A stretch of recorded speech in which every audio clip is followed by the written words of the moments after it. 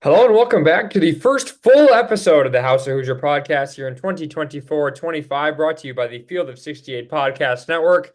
Alongside me is my new co-host, Ian Plaskoff. I am Austin Platt. We are recording this the night before Halloween. Spooky season October is nearly over, and we just saw Indiana play its first unofficial game against Tennessee this past week. We'll recap that. We'll preview this entire season, and we are excited to really get the ball rolling here as just next Wednesday, a week from right now, when we are recording this, Indiana will have already played its first regular season game, and we will basically be up and running in 2024-25. Ian, how you doing on this Wednesday night? We've seen now 40 minutes of Indiana basketball. Not the greatest display, but hey, a win is a win, and good to see the Hoosiers back on the floor.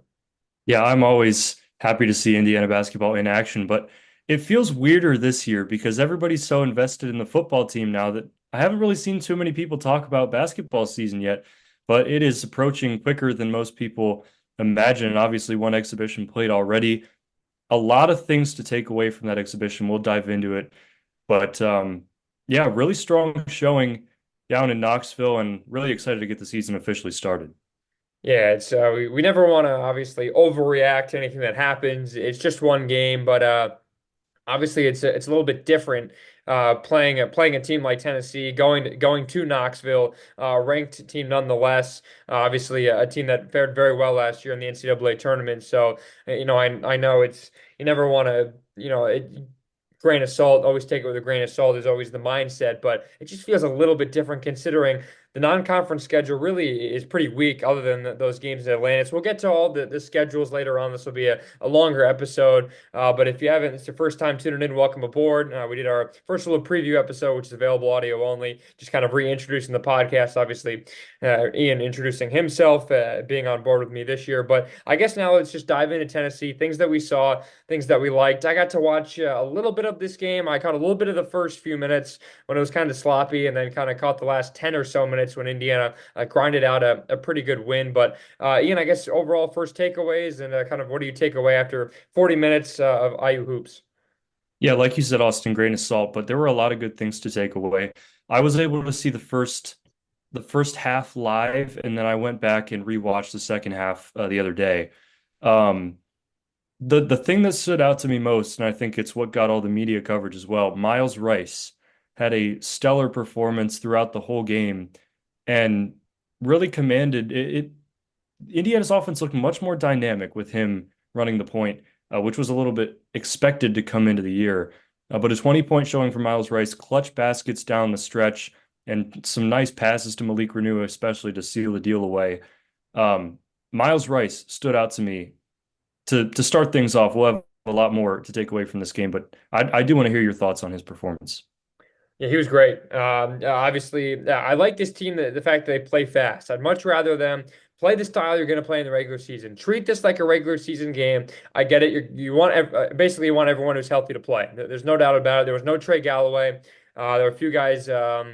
The freshman Bryson Tucker didn't play. There was someone else who I don't think dressed, but regardless, obviously Indiana without maybe a starter. Who knows if Galloway does see the starting five when the regular season opener comes around? But obviously he's a key guy in the rotation, and you expect Tucker to be in the same boat. But even without those two guys, Rice really controlled the point very well, moved so quickly down the floor. Will take it to the basket. He's aggressive. He's confident as well, taking it to the rack. I thought some of his passes were pretty good. Sometimes he's got to slow things down, but obviously, just a sophomore, the reigning Pac-12 Player of the Year last year at Washington State. His three-point numbers weren't necessarily fantastic. He was 0 for 3 from three-point land, but obviously that was the biggest takeaway, that Indiana has a real point guard once again. I know we got a good sniff of Jalen Hood-Schifino when he was around and when Xavier Johnson was hurt a few years ago, and obviously the point guard situation really was not great last year with the injuries, having to throw Gabe Cupps into the mix as a true freshman. So a lot of things obviously last year just didn't go right, but it finally feels like Indiana has a true point guard who can command the point. Yeah, and I think I talked about the clutch gene a little bit. Another thing that stood out to me about Rice, one, his finishing ability around the rim. He made some acrobatic plays around the rim, but also his ability to get teammates involved. Malik Renew was 8 for 12 from the field, and 1 for 1 from three, 8 rebounds, couple assists. And a lot of that was Miles Rice making some good passes, but Malik Renew I mean, it was a bit expected is with Renew being a junior, been in this program a couple of years. I thought Renew did a really nice job as well. Mackenzie Mbako also on the offensive end wasn't the most efficient, 5 of 11 from the field, but he made some tough mid-range jumpers that can, help a team when they need a basket most. I would have liked to see a little bit more out of Umar Ballo on the offensive end, though. Yeah, just 3 for 8 from him. He struggled a little bit. There were at times I still don't like there at times where Ballo gets the ball kind of right near the free throw line, tries to lob it down to Renew kind of in that corner, and then they bring the double and they almost trap Renew. That's happened a lot, and I don't like that because there's so much of that on film last year with Ware trying to get it down to Renew. Obviously, Renew the more I don't want to say crafty, but the more the quicker finisher can kind of move either way. Obviously, it takes Ware and Ballo, those bigger guys, a little bit longer to turn to the basket and get that shot off. So that was something I really didn't like. But yeah, overall, Ballo, not a fantastic performance from him. Did bring down 11 rebounds. Looked pretty kind of solid. Obviously, health wise, it looked like he's in pretty good shape. Not that there was any concern beforehand, but did a good job grabbing down some rebounds. But he was okay, I thought at best. But Renew was fantastic. 21 points, 8 of 12. Made a confident three-pointer. I thought Mbako, I mean, he had a fantastic second half. Whenever the ball was in his hands, you kind of knew it was going in. So, I mean, for the guys that are returning that we know need to take that next step if this team really wants to have those aspirations of going to the second weekend or even further in the NCAA tournament. It's got to be Renew and Mbako, and I thought those two guys were phenomenal. Yeah, there was one play in the second half from Mbako where he had the ball at the top of the key, drove with the left hand, went through contact, and laid it up with the left, which is something, we didn't really see Mbako succeed through contact too much last year. And also his defensive play was a little bit better than it was last year, which, to be fair, is not that hard to beat. But on speaking as a team defensively as well, I mean, this is a Tennessee team that was ranked 12th in the country. They're a pretty good offensive team with Ziegler at the point and a couple of good players around him. And they held him to 62 points. And I know Mike Woodson was very happy about that. You saw in the locker room video after the game that was posted on Twitter.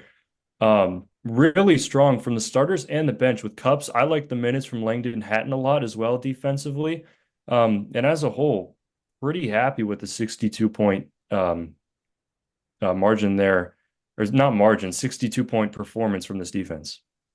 Yeah, considering they give up 26 in the first half, it looked like just nobody could make a shot. Indiana didn't look great on the offensive end in terms of kind of getting quality shots. Tennessee had some really good looks, and I felt like they just couldn't knock anything down, which is going to happen in the first game. You're more than happy to let that happen, but I think the number maybe could have been a tiny bit lower at times in 62, but nonetheless, it's the first game. Not everyone's going to shoot the lights out of the ball. But I think speaking of shooting, that one of the biggest things that kind of I saw is just the 3-point numbers. I mean, Indiana only made 4 3-pointers. I think they only made one in the first half, if that. They really struggled. It was zero. Yeah, that's how 11. much I really wanted to avoid watching that first half, considering what I did see. But 4 of 19 overall. It's the 3-point volume for me that stands out. 19 3-point attempts. There were times last year Indiana attempted less than 10, which at times it was embarrassing, flat out. You're not going to win Big Ten games with less than 10 3-pointers attempted. I just want to see the volume go up. The shots are going to go in. I know Caden Carlisle did not look great. He was just, I mean, he was chucking up a lot of threes, maybe a lot of ill-advised shots, but just get the confidence there. Start taking them. Eventually, they're going to drop. And we don't know what Carlisle's role is necessarily going to be. Obviously, still without Galloway. But for me, I just love seeing the 3-point percentage. You said Rice was the first thing that stands out. For me, it was just the number of 3-point shots they took. Yeah, I mean, you go down the list, and Mbako shot 6, Rice 3, Carlisle 6, Luke Goody shot 3 off the bench. And while they only hit 4 of them, it's, looking back to last year, you didn't see 19 shots from beyond the arc in a game uh, at often or even at all. Um, so, I mean, they have the players to do it this year. They have capable shooters on the perimeter. And I mean, it's game one. It's an exhibition. You don't expect for them to be, shooting 50% from three, but they're going to fall eventually. Yeah, 0 for 11 in the first half compared to 4 for 8 in the second half. And not only that, Indiana, I thought took care of the ball pretty well at 13 turnovers, but I think a lot of those were just in the first half. some of the passes, I think one of the biggest things I like is when Rice gets the ball, drives down low, his ability to find open guys in the corner. There were a few hockey assists that he had. One of them, they kicked to the corner, and then I think Carlisle got it out to Mbako for like a wing three. There was one or two of those times where just the ball movement looked very crisp. They clearly have been working on that. Rice just getting down low. If he gets the open shot, then go ahead and take it. You mentioned his finishing around the rim is pretty good, but just the ability to find an open guy and trust someone to shoot threes because even at times last year, for as good as Mbaka was, he would have some cold nights from beyond the arc, and then other than that, it was like, well, who do you trust to knock down a three? But I think this year it's going to be much different, and the ability to pass out and then find the open guy, that extra pass, I think it's going to go a long way. Yeah, it's those quick decisions. No, Miles Rice is a great decision maker in tough moments, and he made a lot of passes when he was already in the air. And for a college point guard, that's not something you see very often. He may only be a sophomore, but he is older. I believe he's what, 22, 23, because obviously his medical issues. Um, but he looked like an experienced veteran guard, and he made some great plays, like you said. Yeah, so Rice gets a thumbs up. A lot of guys, I think, for the most part, really impressed. Anthony Leal had 8 minutes. Goody had 18 minutes off the bench. Didn't Was 0 for 5 from the field. Gabe Cupps, I'll say this: I know he had 4 fouls, but he had like a couple good takes. Got to the free throw line, which we barely saw last year, and he knocked both of those down. So I'm interested to see what Cupps' role is this year. Ja'Kai Newton was the other guy who was out. That's the guy who was missing. Obviously. Still working back from that procedure he had last year, which kept him out. Obviously, redshirted, but kind of what's Cup's role going to be this year? What's he going to do off the bench? Hoping that everyone stays healthy and we don't have to see Gabe Cup start. So that's something interesting. But yeah, a lot of guys getting minutes in this one. Yeah, Hatton had 6 minutes, Leal with 8. So Indiana with just a four-man bench, which I thought maybe try and see some of the other guys. But I like the fact that Mike Woodson is treated this as a regular season game. This is the best team Indiana's going to face. I really until Atlantis, I think, and it's in an exhibition game. I think this is the toughest game, certainly the toughest atmosphere that Indiana's going to be in. It was a pretty good crowd considering it was 3:30. I don't know if Tennessee played in football on Saturday, but their fans where it looked like they were pretty locked in. The students, it looked like, had a pretty good showing for a Sunday afternoon when we all could have been, sitting watching football instead. So I think overall, I like how Woodson treated this. It's a regular season game. He treats every game like it does count. He says, if there's officials and there's a game clock, then it counts. Great. Let's treat it as such. But I really like that, and who knows how far this game can take Indiana for when they do go on the road, especially in Big Ten play, potentially against a ranked opponent, because Indiana does not have a non-conference game other than the Atlantis games away from Assembly Hall. Yeah, when I was looking at the schedule and this came out, this exhibition versus Tennessee, I immediately thought that it was going to be a great opportunity for this team to kind of be thrown into the fire a little bit, but not with as much risk as a non-conference game that counts. Like you're going right into playing a great team in Tennessee.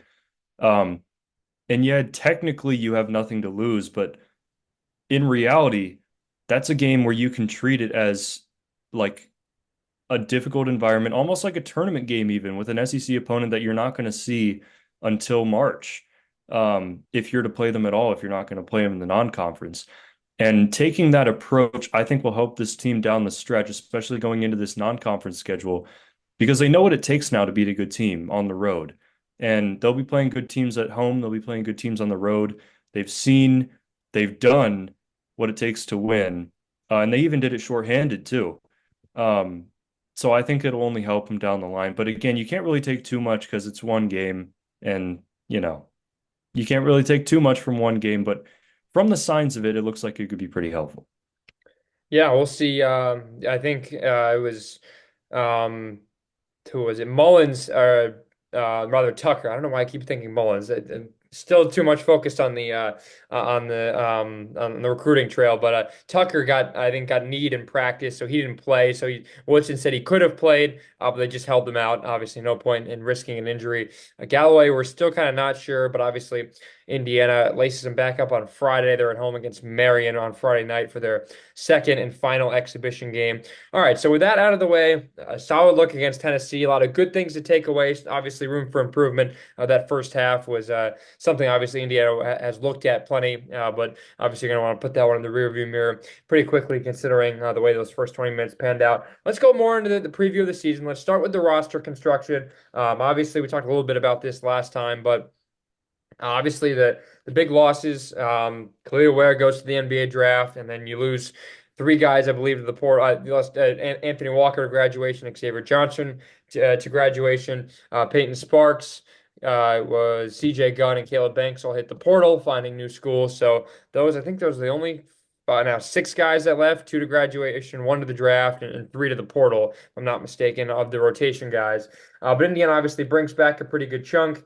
And I guess let's go by position. The guards really. The hope is you're seeing four to five of them this year. Ja'Kai Newton, depending on what his return is, his timetable, we still don't really know a lot.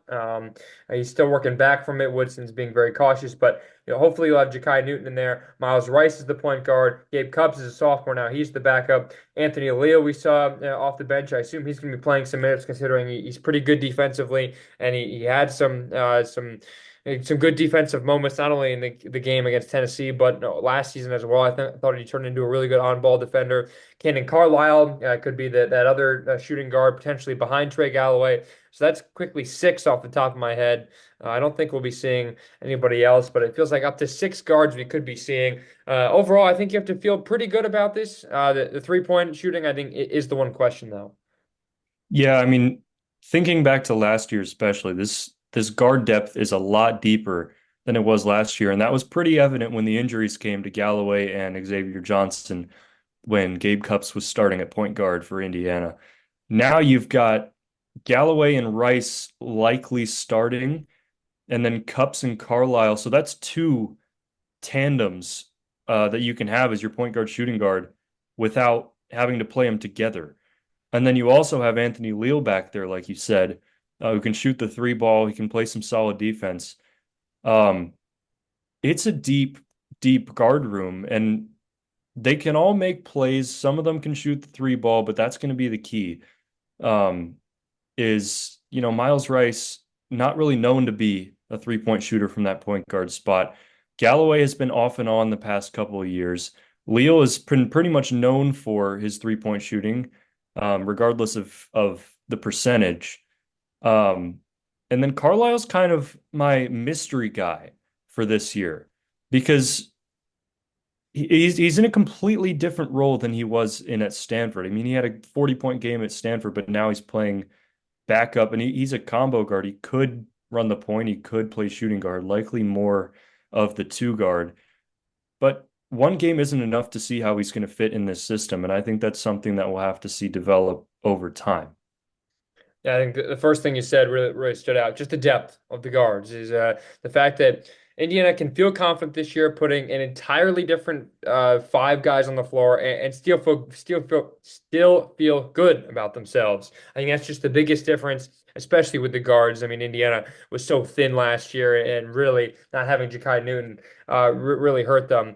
So guards have to feel pretty good.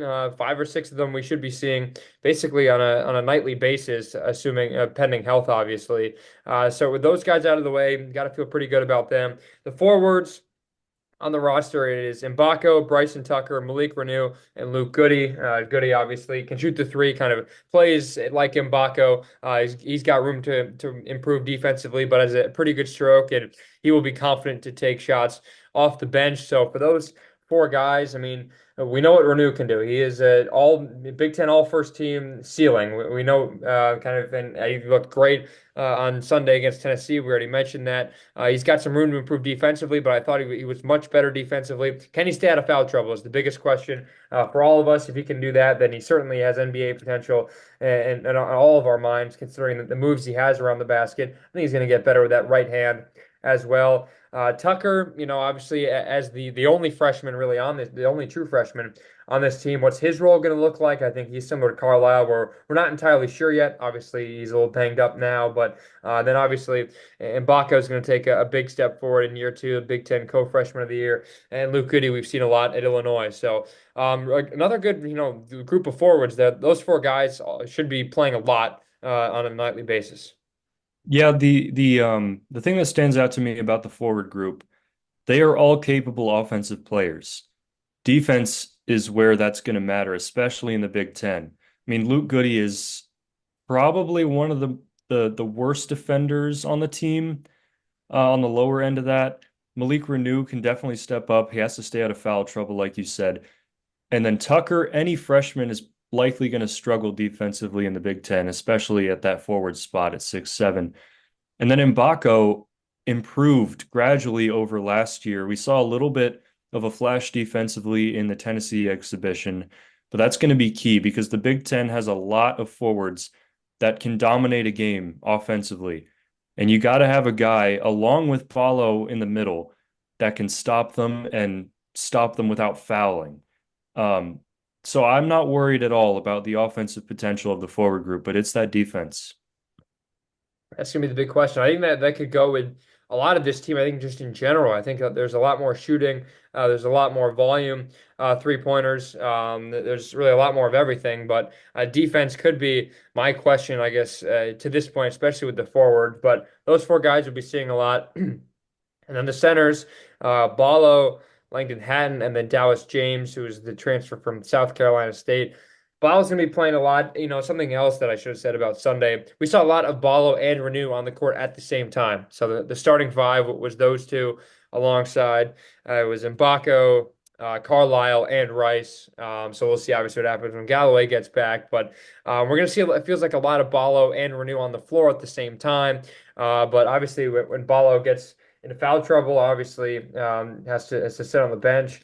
How confident do you feel with Hatton? I think it is the biggest question. And then will Indiana go with a smaller lineup and play someone like Mbako at the four, have Renew play the center minutes if Ballo does have to sit on the bench, or vice versa? Let's say if Renew gets into foul trouble, kind of who else would you put alongside Ballo? So it's kind of like a who's who, trying to pair things together. But for me, I think I saw enough from Hatton to feel confident. Let's say both Renew and Ballo get into foul trouble or something like that. I feel good enough to the point where you could be fine playing four out. Yeah, I've been a big proponent of the play Mbako at the four, just to mix it up a little bit. And if Indiana does get into foul trouble with Ballo, which is bound to happen at some point, I think Mbako at the four and Renew at the five will be a perfectly capable lineup on the offensive end. Now, defensively, that may cause some problems. Um, it's all going to depend on that defensive improvement from Renew and Mbako without fouling. I mean, it's just a big question mark right now. We have no idea what it's going to look like until they start playing games. Um, maybe I don't know how much of Bryson Tucker we're going to see, but Bryson Tucker was a pretty solid defensive prospect in high school. Um, and I mean, 6'7", 207, that's a really good frame for a four. And I think we could eventually, maybe later in the season, see some Bryson Tucker minutes at the four as well if Ballo gets in foul trouble.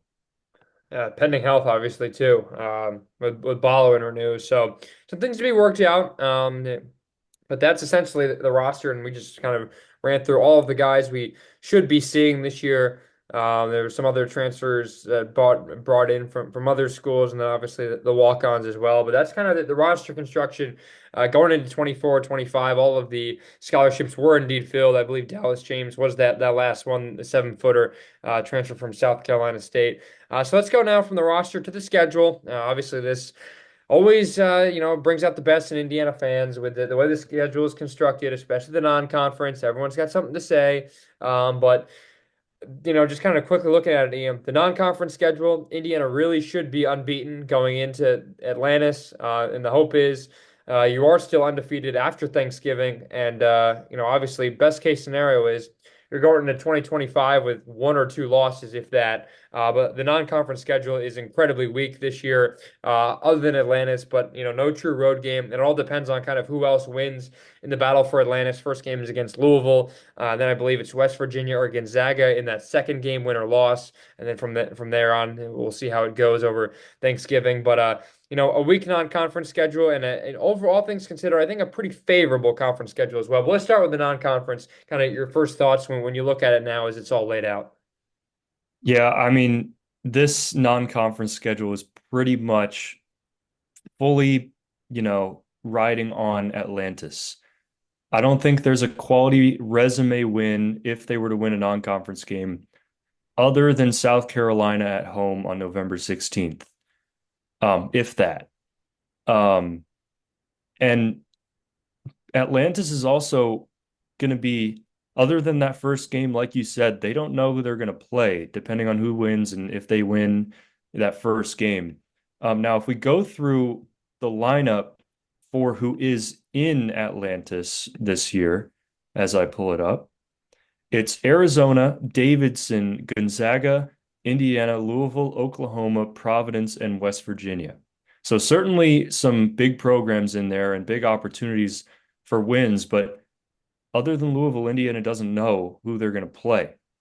Um, it'd either be Gonzaga or West Virginia, I believe, after the first game. But you know, there's some opportunity in there for big wins that could help them come Selection Sunday. But in the non-conference schedule, other than that, really not too much to be paying attention on, other than you just got to win them all.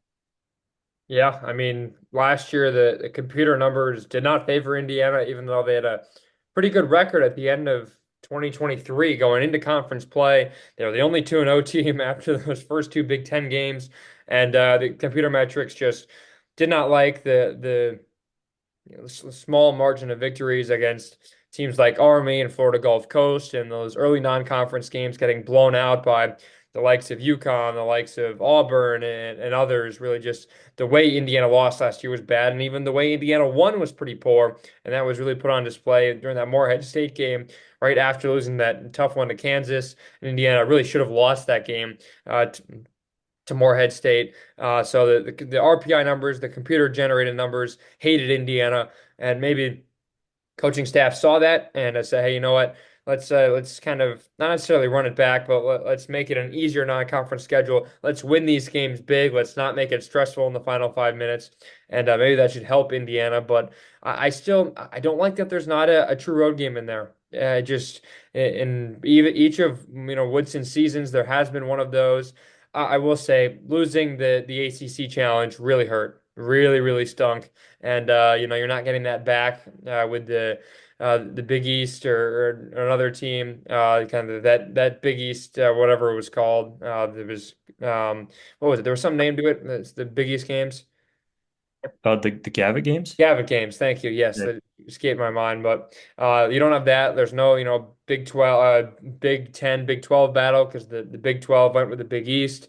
You don't have the Crossroads Classic. So really, all the things that we've been accustomed to seeing the last few years, even before Woodson with Archie Miller, are now gone. So there's a lot. You basically now have to put together most of the non-conference slate yourself, and then if a tournament, pulls you in, then obviously you accept. But Indiana has to win almost all these games by double digits. It's as simple as that. And the teams on here, well, they're really not great. It starts off with SIUE, Eastern Illinois, South Carolina's that third game, which I like. It's early. You get an early look at a good team, and you have to prepare those first two games for that third one. UNC Greensboro. Then you have 6 days to go to Atlantis. It's 3 games in 3 days. Hoping it culminates in a championship game against Arizona is probably that next best team in there. So for Atlantis, you're just hoping to play the best teams. Win or loss, you want to help that RPI, considering Indiana's RPI in non-conference is banking on who they play in those 3 games and how those three teams do over the course of the season. But after that, all at home. Sam Houston, Miami of Ohio. Then you get the two Big Ten games. You host Minnesota on December the 9th. You go to Lincoln, Nebraska. It's always Nebraska. I feel like every year they play Nebraska in those first games. I don't know what the Big Ten, I don't know what Indiana has to do to avoid that. but I hate that. Get rid of that, please. So they go to Lincoln December the 13th, and they got 2 games left. One before Christmas with Chattanooga, and then one against Winthrop 8 days later before you begin Big Ten play on January the 2nd at home. So, I guess if we're looking at record predictions after the first after the 2024 part of this year, I only want to see one loss.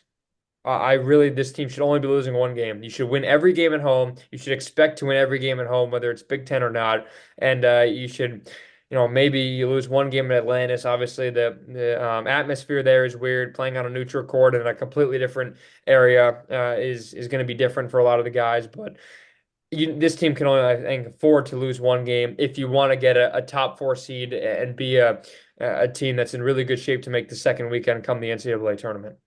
Yeah, and you can't lose any of the games that are not Power Four opponents. Um, Indiana's always had trouble going to Nebraska. That, like you said, and especially the very end of last year, that was a game that I do not want to watch again. Um, it's just Atlantis, you got to win at least two. Um, and then that Nebraska game is really just that's the kicker right there, I think, for me. Yeah, no, that'll be the real challenge. Yeah, I guess some, one or two losses. I guess obviously you can't lose. You can't make any of the games close. So that's that for the non-conference slate. I can't. It's what 3 games before or 4 games before Atlantis, three in Atlantis. That gives you seven, 9, 10, 11. So 11 non-cons, and then the two conference games. So you get 13 games in 2024.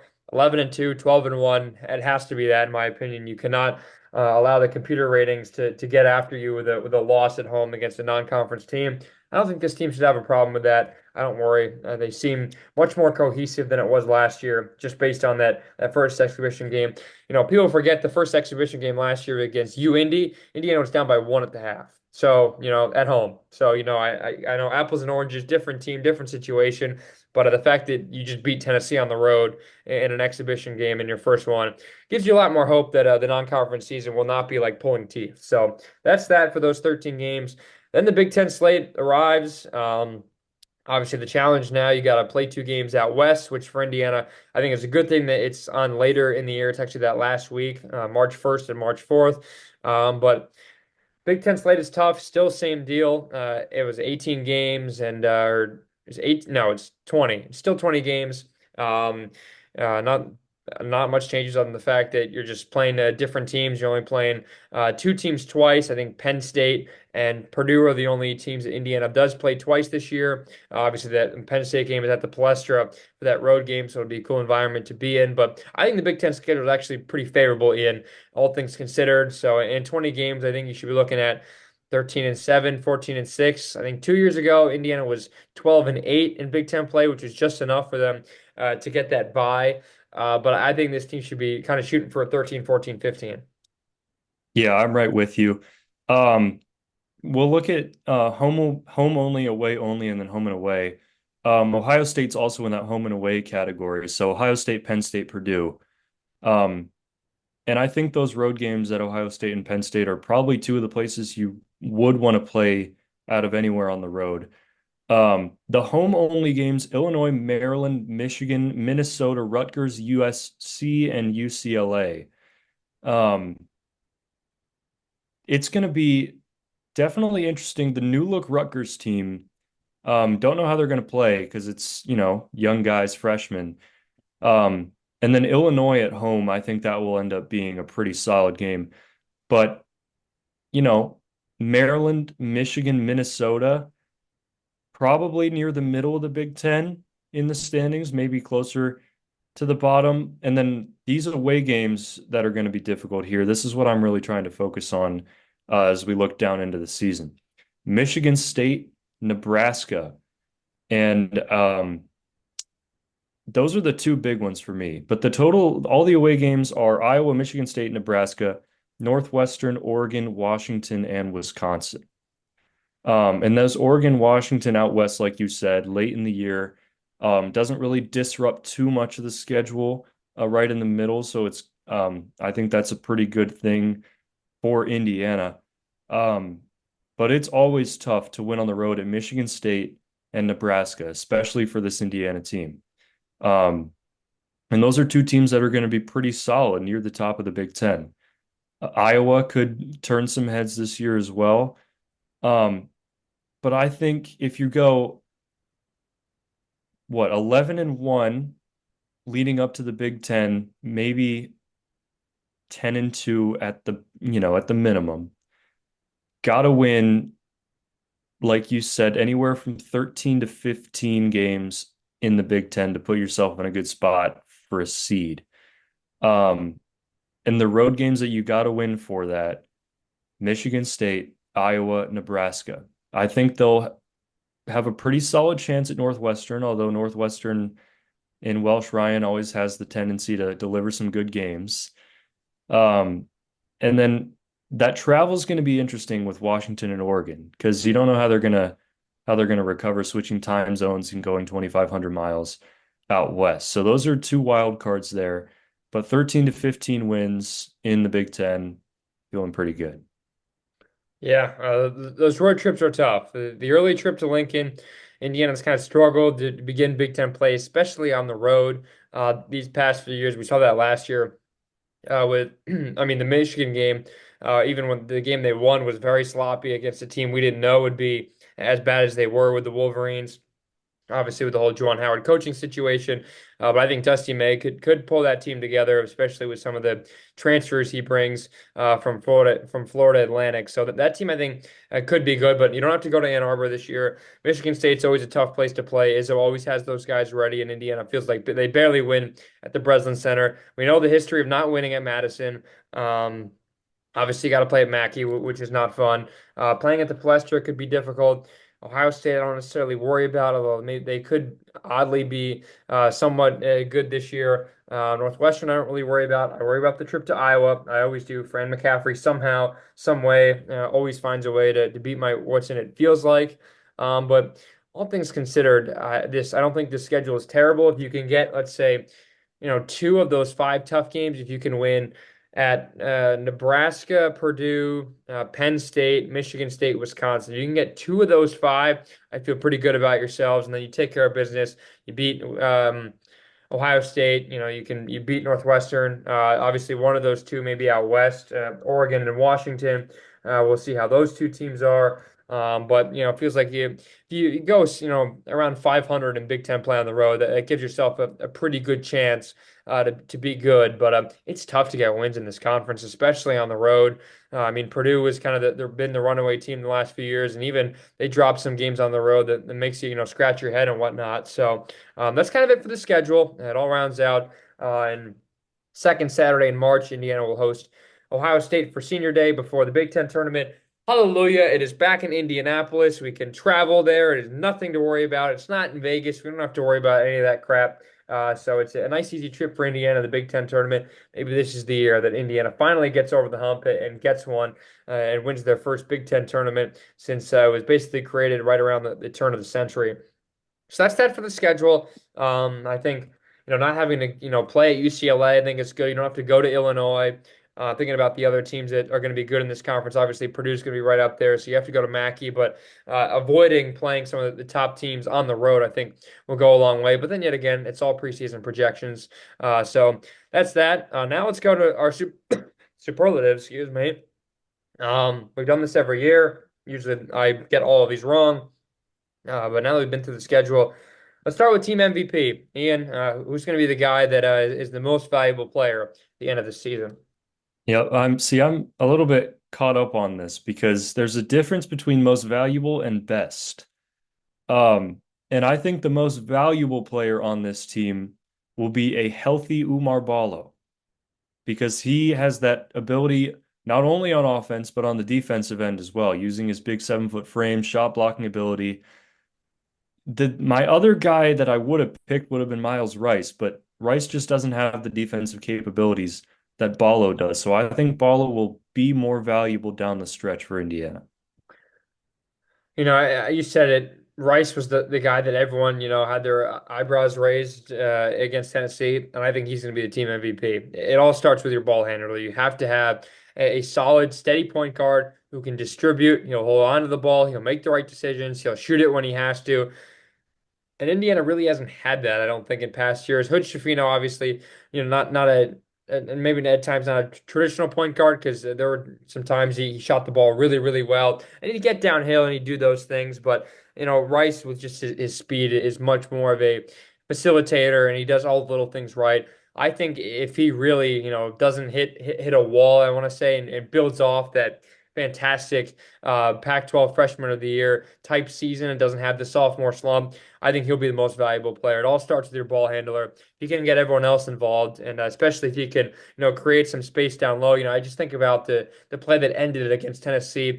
Drives to the lane, draws a few guys, the alley-oop to Renew for the slam to really cap it off. If that's a microcosm of what he can be, then I'm really excited for Miles Rice. Yeah, it was kind of a 1A, 1B situation for me, and I couldn't really pick, but I went with Balo being the 1A. If it didn't matter, I was going to take the other one. So as long as we highlight both those guys, I think we check both boxes. All right, offensive player of the year. A lot of options here. There's a lot of shooting on this team. There are a lot of guys to go to. I'll start it off here. I'll say Malik Renew. I think he is destined for a really, really good season.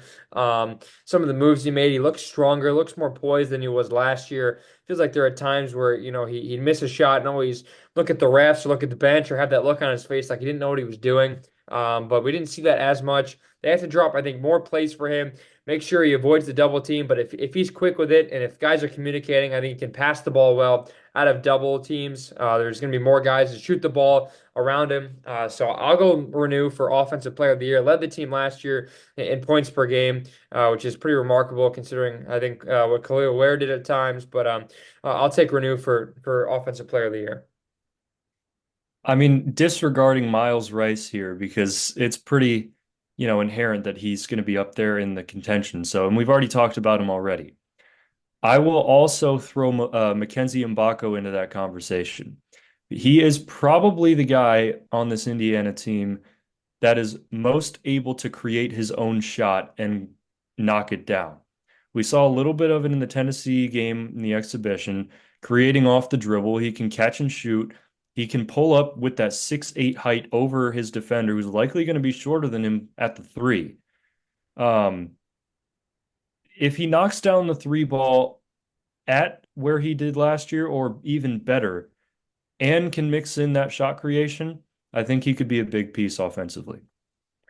Yeah, that's another good shout. Co-freshman of the year last year had an unbelievable second half that propelled him even into that conversation and eventually earned a share of the prize.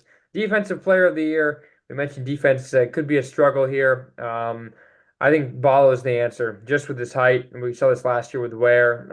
I kind of have a feeling that it's going to be between Ball or maybe even Rice if he can, maybe take a step as well, if he can stay in front of guys. But I think Ball will bring down rebounds. I think if he's tough and holds on to the ball and kind of improves his coordination as well, I think he's the easy one for Defensive Player of the Year with the blocks, the size, the physicality. Obviously, he's bigger and stronger than Khalil Ware was, and we saw what he did in the system. So, assuming even if Indiana plays two big guys, I think Ball is gonna be a beast down low, hard to get by, and I think he's easily Defensive Player of the Year. Yep, nobody else for that answer from me. That's the clear answer right there. All right, best newcomer. I'll let you go first here. Take it whatever, whether it's someone who is in the via the portal. I guess the only freshman then would leave it to Tucker. So new face. Who's going to be the best out of the bunch? I think it. I think Miles Rice will make the biggest difference um, as a newcomer into this program. Indiana struggled last year, as fans know, with point guard play and dynamic play offensively, passing the ball, creating your own shot from the point guard spot, running the pick and roll effectively. And those are all things that Rice does well. The pick and roll will be huge this year with Renew and Balo. Um, and then Rice can, he can distribute or he can finish at the rim. Like we've been talking about off that pick and roll. He can create his own shot off the dribble, sometimes shoot the three. Great playmaker. And I think he'll make the biggest difference that in terms of something that Indiana didn't have last year. It's always all been all about the big fella and Mike Woods' system, and I think he is the most important. Obviously, he was the number two big man in the portal. I think he's supposed to be. I think ESPN's rankings came out. He's a top 20 player overall. So with his size down low, he was obviously highly coveted in that transfer portal as mentioned by the and as illustrated by the NIL dollars that it was needed to bring him to Bloomington. So that seems about right. Balo is the best newcomer.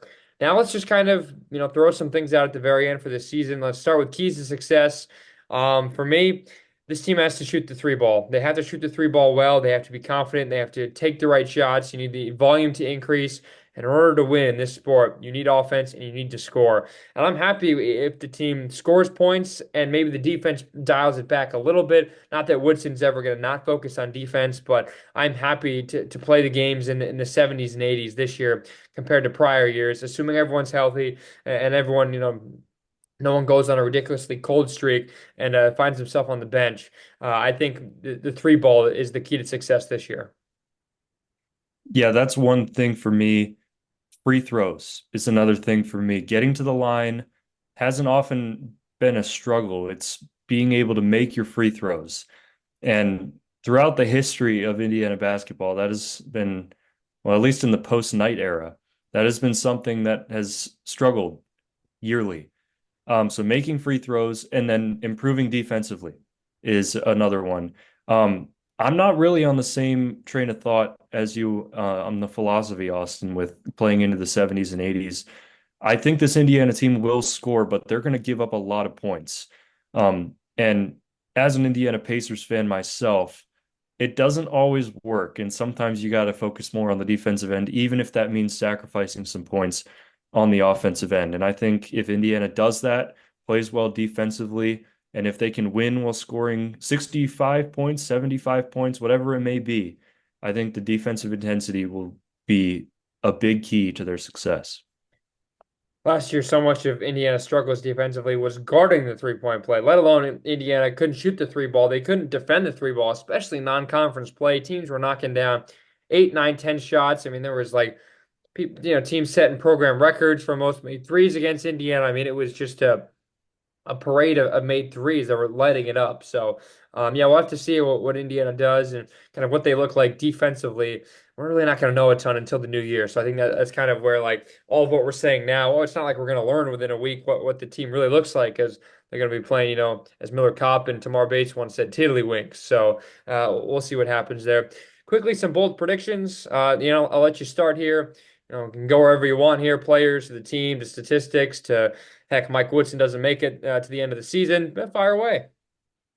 Well, there's a lot to pick from here. I'll start out with a bold prediction of where I think this team will end up.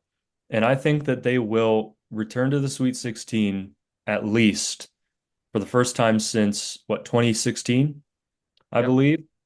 So that's one. I think Mackenzie Mbako will shoot around 40% from three. Um, and I think one of the big transfers in Rice or Ballo will be right up there when postseason awards come out, whatever they may be. Yeah, those are all good shouts. I'll say I think the three-pointer is going to be so big this year. I think Indiana's in the top five in three-point volume. I think they could be top five in three-point percentage as well. That is if and only if Indiana actually decides to play four out and play someone like Mbako or Goody at the four, assuming they are good enough defensively to withstand that down low. But I think if Indiana does that, they will be one of the top five teams in this now 18 team conference in terms of three-point volume and percentage.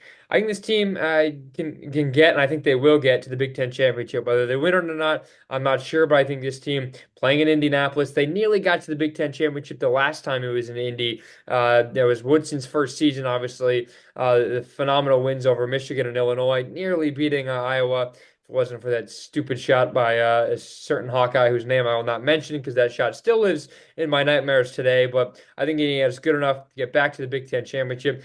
They haven't even been to the Big Ten championship in Woodson's tenure. They got bounced in the semis 2 years ago. Then we all know what happened last year, losing big in the quarterfinals. So Hoosiers get to the Big Ten championship, and I think they should be good enough to get to the Sweet 16. I think Indiana will crack the top 10 this year. That's another thing, a bold prediction of mine. The roster is good enough. If Woodson can really coach this team, the biggest thing that prevents Indiana, I think, from going far is Mike Woodson and the coaching staff. We've seen that in years past. The construction was really poor last year. It's much better this year. Can he coach them to that next level? We'll have to see. But yeah, that's kind of our big preview episode for 2024-25, recapping Tennessee.